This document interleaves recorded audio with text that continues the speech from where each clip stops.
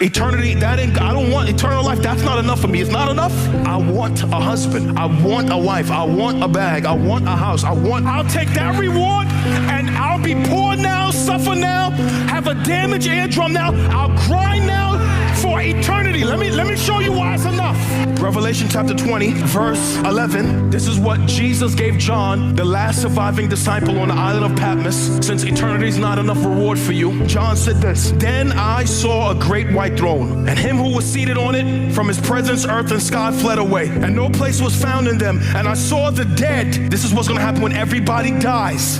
Great and small, rich and poor, famous and not famous, great and small, standing before the throne, and books were open. Nobody gets away with nothing. Then another book was open, which is the book of life, and the dead were judged by what was written in the books, according to what they had done. And the sea, that is the world, gave up the dead that was in it, and death and Hades gave up the dead that were in them. That is hell, which is temporary. Everybody is in hell right now, is in a prison until judgment. That's death and Hades gave up the dead who were in them, and then they were judged, each one of them according to what they had done. You don't want Christ? Watch. You think salvation is not good enough? Watch. Then death and Hades were thrown into the lake of fire. This is the second death, the lake of fire. And if anyone's name was not found written in the book of life, he was thrown into the lake of fire. Rich now,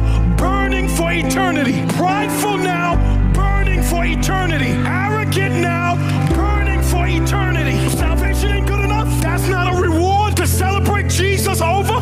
Verse 21, then I saw the new heaven and the new earth. For the first heaven and the first earth had passed away, and the sea was no more. And I saw the holy city, New Jerusalem, coming down out of heaven from God, prepared as a bride adorned for her husband. And I heard a loud voice from the throne saying, behold, the dwelling place of God is with man. He will dwell with them, and they will be his people. And he, God himself, will be with them as their God. He will wipe away every tear from their eyes, and death shall be no more. No more funerals, no more aging, no more sickness, no more disease. Neither shall there be mourning or no crying, no more pain, for the former things have passed away. And he who was seated on the throne said, behold, I am making all things.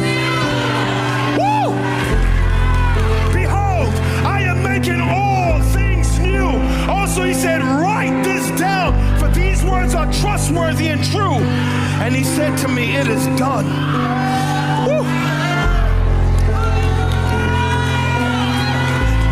I am the Alpha and the Omega.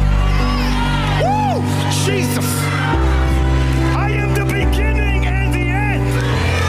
To the thirsty, I will give him from the spring of water of life without payment.